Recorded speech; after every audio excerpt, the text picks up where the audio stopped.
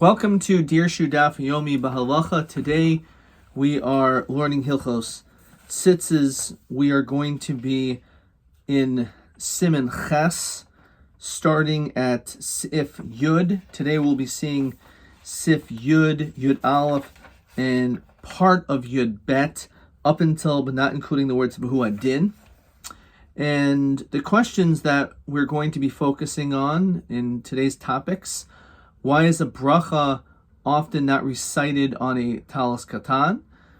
Should the talis katan be worn over one's clothing, under one's clothing, and could it be directly on the skin, or is that an issue of it being like a t-shirt?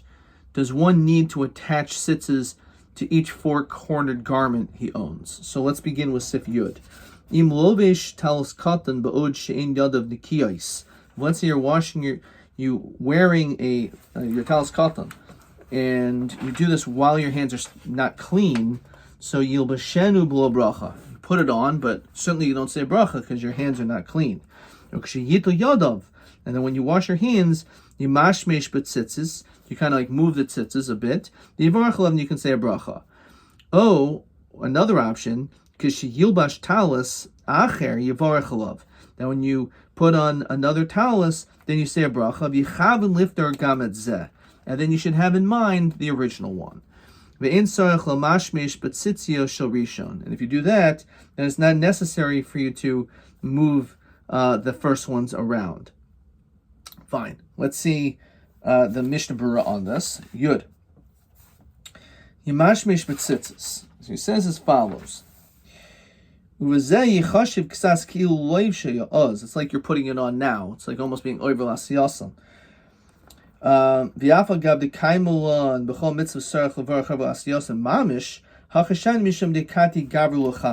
Since you weren't fit because your hands weren't clean, so therefore that's the reason why we are lenient in this regard. This is actually our custom.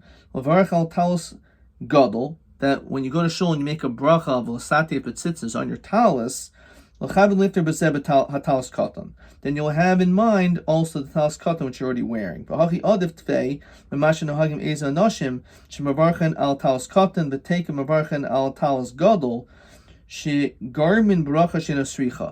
if you make a bracha on your tzitzis, then you make a bracha like 5 minutes later when you get to shul on your talis, it's like a bracha shein sricha because it's a very similar type of a bracha. And therefore, it's better to just say the bracha on the talis, and you should have in mind on the tzitzis.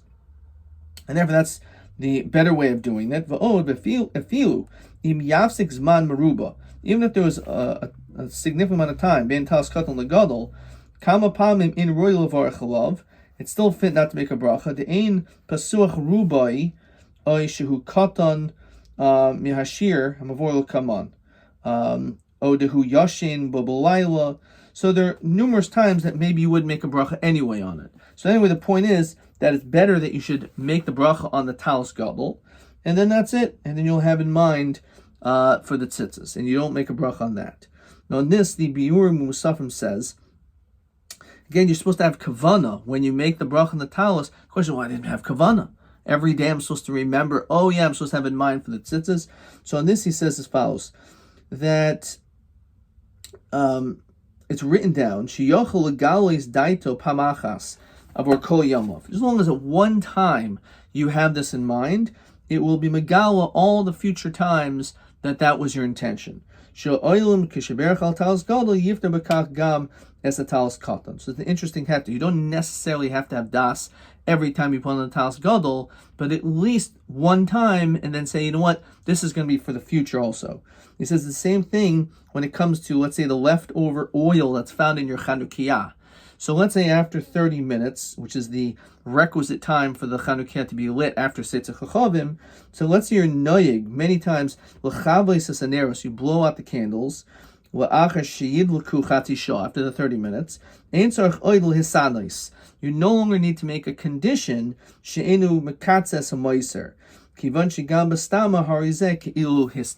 if you made this condition that the oil that's left over is not going to be huksel mitzvaso, and if that's what your general principle and practice is, you don't have to have that das every time. However, he quotes the Ben Ish Chai that says, Tov sheyargel atzmo ha'isiv menusach she'omer b'hareinu mechavan l'iftar bracha zu gam talis katan. So you can even have this extra nusach, and that would probably be best. So, to answer the question, why is a bracha often not recited on a talis katan, this is what Dirshu tells us. It is customary for people to wear a talis gadol to recite the bracha on it, and not on the talis katan. When reciting the bracha on the talis gadol, they have in mind that the bracha should also cover the talis katan. There are several reasons for this practice. If one recites both brachos at around the same time, the second one is a bracha she'eino sricha. It's an unnecessary bracha, as we saw in the Mishnah Berurah. If the talis katan is invalid, a bracha made it would be a bracha vatal as well. When a person sleeps in his talis katan, which some people do, it's problematic to make a bracha on it in the morning because it was worn throughout the night.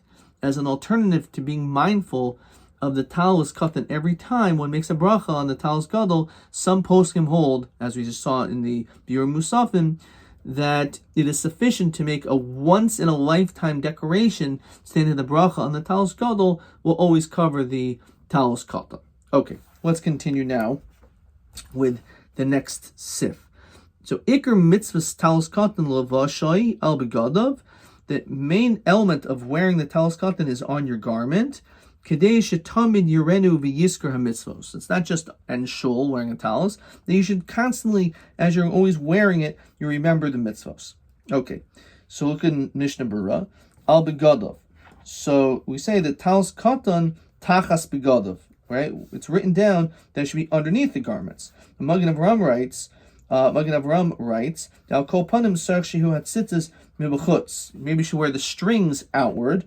V'lo ki'inach she'toichavin oisen b'hakanafos. Not like the people who tuck in their tzitzis. So there is this element, the Magen Avraham says, of wearing your tzitzis out. Acha nashim shohaycha min ha'akum yoitzim zeh. Komakam mishasa bracha yihu megulin k'nei hilach dal amos. So the reality is that if you are among the nations, and it may be a little bit peculiar, or perhaps it could some way cause a negative effect, so you can actually tuck them in if that's the issue. So you see them and you remember the mitzvos.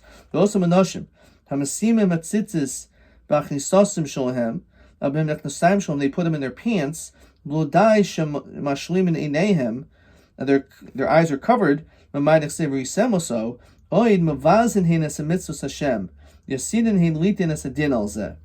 Very strict.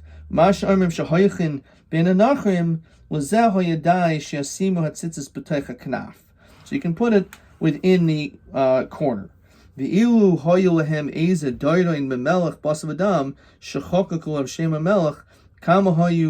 Miskadshin boy lifnei anoshim tomid the kabachaymer betzitzis shemaram is al shem melech malchei malchim odesh baruch hu.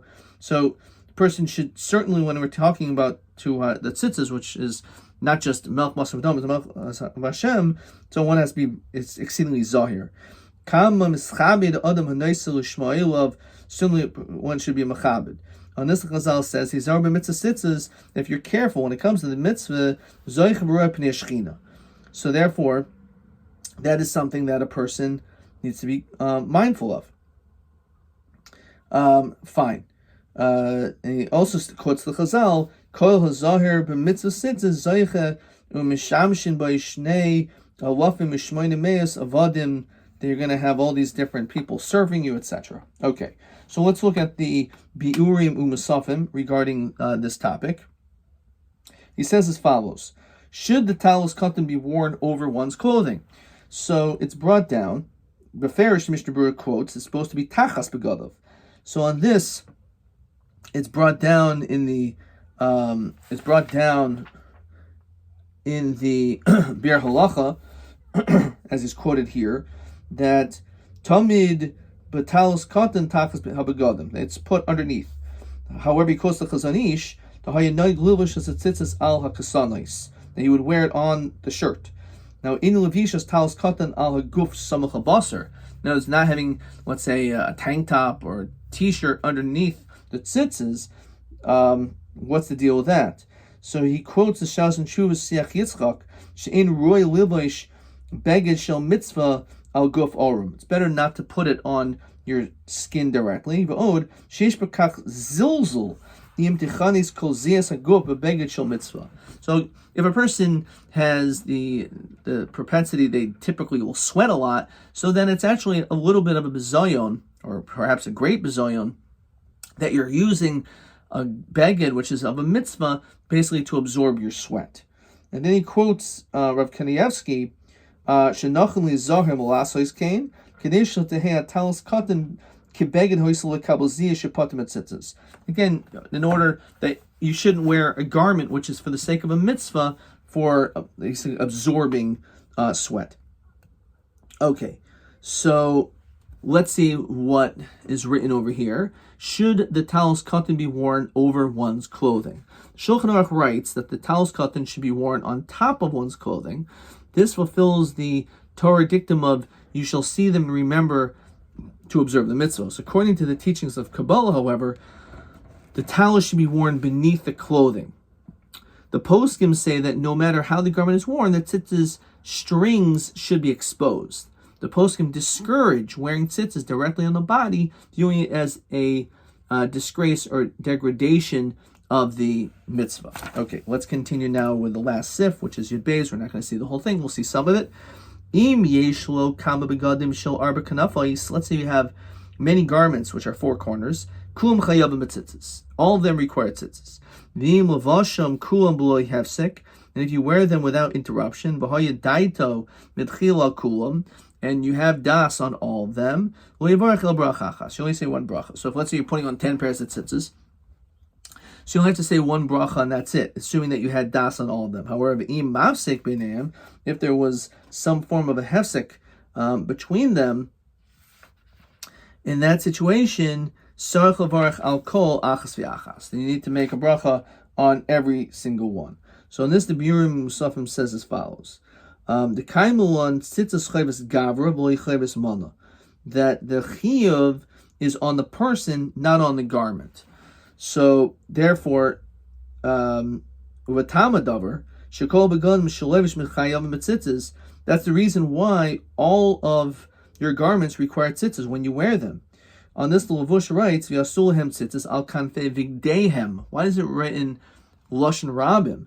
It's mashma shechayv gam al harbi begadim yachad. Even with many garments, you still are mechuyev to wear them, to put on tzitzis on numerous ones. So again, there's one need to attach tzitzis on each four-cornered garment he owns. The mitzvah of tzitzis is a chovas gavra, an obligation on the person who wears a four-cornered garment, not chovas mana, an obligation that applies to the garment itself. This means that a person is only obligated to attach tzitzis on a garment that he is wearing, not to one that he merely owns. So let's say you have some decorative piece on the wall, which happens to be a four-cornered garment, but it's something which is like a poster or some type of like tapestry. So you don't need to put tzitzis on it because you're not ever going to wear it. It's not a chayiv on the garment. It's a chayiv on you when you wear it. A person who wears multiple four-cornered garments must affix tzitzis on each of them. If he will be putting them on consecutively, he should recite one bracha to cover all the garments. Since the bracha is reciting for all of them, it is forbidden to talk from the time that the bracha is made until all of them are put on. The poskim disagree about whether a person must make another bracha if he did speak. In such a case, he should delay putting on the additional garments of clothing until a considerable amount of time has passed. At that point, he can recite another bracha according to all views. So again, what really is, what we would prefer is if you're going to wear numerous four-cornered garments, that you should make one bracha, have all of them in mind, and not talk until all of them are put on. Let's see one of these questions over here. This is actually for the new test already. What should one do regarding brachos if he puts on both a pair of tzitzis and a talis? The answer is, he says a bracha on the talis and has his pair of tzitzis in mind. Adkan.